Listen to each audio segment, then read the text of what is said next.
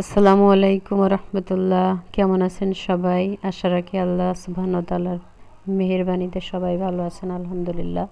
আমি অনেক ভালো আছি আলহামদুলিল্লাহ। তো আজকে আমি আপনাদের সঙ্গে দুটি রেসিপি শেয়ার করব। একটি লাউ শাক দিয়ে ইলিশ মাছের মাথা আর ইলিশ মাছ দিয়ে মানকচু। তো প্রথমে আমি লাউ শাকগুলো কেটে নেব। তো দেখলেন লাউ টাটকা এবং জালি, এই যে এটা মানকচু, এগুলো এখন কাটাকুটি করবো আর কি।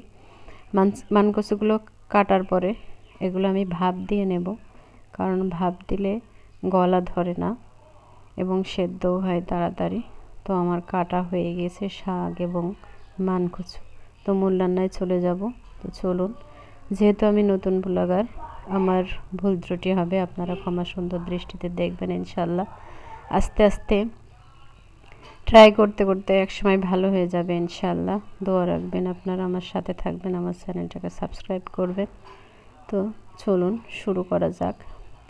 আর মাথায় রাখবেন লাউ শাকগুলো কিন্তু জালি হতে হবে। তো এবার আমি কচুগুলো ভাপ দিয়ে নিচ্ছি। বেশিক্ষণ ভাপ দেব না, একটু ফুটে উঠলেই নামিয়ে নেব। তো এবার আমি ইলিশ মাছগুলো মাখিয়ে নিচ্ছি হলুদ, লবণ, শুকনো লঙ্কার গুঁড়ো দিয়ে। মাছগুলো কিন্তু ছোট ছিল, কিন্তু খেতে অনেক স্বাদ ছিল, মজা ছিল। তো এবার আমি সরিষার তেল দিয়ে নিলাম ফ্রাই প্যানে মাছগুলো ভেজে নেওয়ার জন্য। এদিকে আমার কচুগুলো ভাপ দেওয়া হয়ে গিয়েছে, পানি ঝরিয়ে নেব। কচুগুলো যেহেতু আমি আগে ধুয়ে নিয়েছি, ভাপ দেওয়ার পর আর ধোবো না, সরাসরি রান্নায় চলে যাব। তো এবার আমি আমার মাছগুলো ভেজে নিচ্ছি। মাছগুলো কিন্তু বেশি ভাজবো না, ইলিশ মাছ বেশি ভাজলে স্বাদ থাকে না, ভালো লাগে না খেতে। ইলিশ মাছ এমনি শুধু ভাজি কড়া করে ভাজলে ভালো লাগে, কিন্তু রান্নায়, যে কোনো রান্নায় মাছ অল্প ভাজলেই ভালো। তো আমি এই পাশে কড়াইয়ে তেল দিয়ে সরিষার তেল এবং জিরে ফোড়ন দিলাম, কিছু পেঁয়াজ। এইভাবেই আমার মা চাচিরা রান্না করতো, দেখতাম ছোটোবেলায়। তো আমি সেইভাবে ট্রাই করছি, আপনারাও ট্রাই করবেন, ভালো লাগবে ইনশাআল্লাহ। তো প্রথমে পেঁয়াজগুলো একটু হালকা ভাজা হলে আমি লবণ, হলুদ, শুকনো মরিচের গুঁড়ো দিয়ে কচুটা কষিয়ে নেব এবং সামান্য একটু পানি দিয়ে কষাবো, যাতে কচুগুলো হালকা মশলাগুলো মিশে যায়। তো কয়েকটা কাঁচা লঙ্কা দিলাম, যেহেতু আমি শুকনো লঙ্কার গুঁড়ো দিয়েছি। রসুন বাটা দিলাম। কষানো হয়ে গিয়েছে, তো আমি এর মধ্যে কিছুটা গরম পানি দিয়ে দিলাম। আমি কিছু বাটা মশলা অ্যাড করব। প্রথমে দিলাম সরিষা বাটা, কিছুটা সরিষা বাটা দেওয়ার পরে দেব কিছুটা জিরা বাটা, সাথে কিছুটা পেঁয়াজ বাটা। তো এভাবেই মা চাচিরা রান্না করতেন হালকা মশলায়। তো খেতে কিন্তু অনেক মজা হতো, তখন সবজিও ছিল টাটকা, অনেক স্বাদ ছিল। এখন তো খাবারের স্বাদ নেই বললেই চলে। তো ওদিকে আমার কচুটা হচ্ছে, এদিকে আমার লাউ শাকটা চচ্চড়ি আপনাদের সঙ্গে শেয়ার করব। তো প্রথমে আমি কিছুটা তেল দিলাম, পেঁয়াজ, কাঁচামরিচ এবং টমেটো দুইটা। পেঁয়াজ কিন্তু এখানে একটু বেশি দিতে হবে, যে কোনো চচ্চড়িতে পেঁয়াজটা খুব সুন্দর যায়। তো এবার আমি দিয়ে দিলাম কিছুটা লবণ, হলুদ। এবার মশলাটা কিছুটা কষিয়ে এর মধ্যে দিয়ে দেব বেশ খানিকটা রসুন বাটা, যেহেতু শাক, রসুন বাটায় স্বাদটা আরও সুন্দর করবে, শাকে রসুন ভালো যায়। তো রসুন বাটা দেওয়ার পরে আমি দিব কিছুটা জিরা বাটা।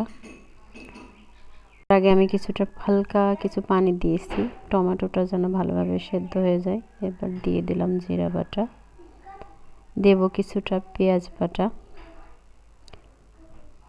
এটা দেওয়ার পরে সুন্দর করে মশলাটা কষিয়ে নেব। এবার এদিকে আমি কচুর মধ্যে মাছগুলো দিয়ে দিলাম, যেহেতু কচুগুলো সেদ্ধ হয়ে এসেছে। তো কচুগুলো এমন সুন্দর সেদ্ধ হয়েছিল না, একদম গলে গিয়েছিল না, শক্ত ছিল, খুবই মজা হয়েছিল।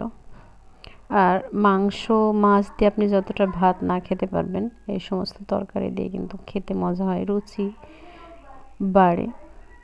তো আপনারা বাসায় ট্রাই করবেন ইনশাল্লাহ। তো আমার কচু রান্নাটা প্রায় শেষ, এখন এটা নামিয়ে নেব।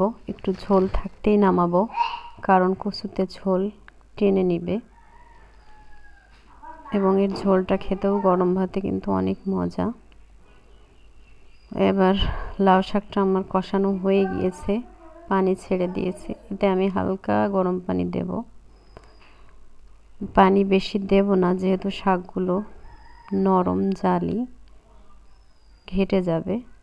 তো এবার আমি দিয়ে দিলাম মাছের মাথাগুলো। ইলিশ মাছ এমন একটা মাছ যা যে কোনো সবজিকে মজাদার করে তোলে। তো ইলিশ মাছ একাই যথেষ্ট, এমনি তো আর জাতীয় মাছ হয়নি।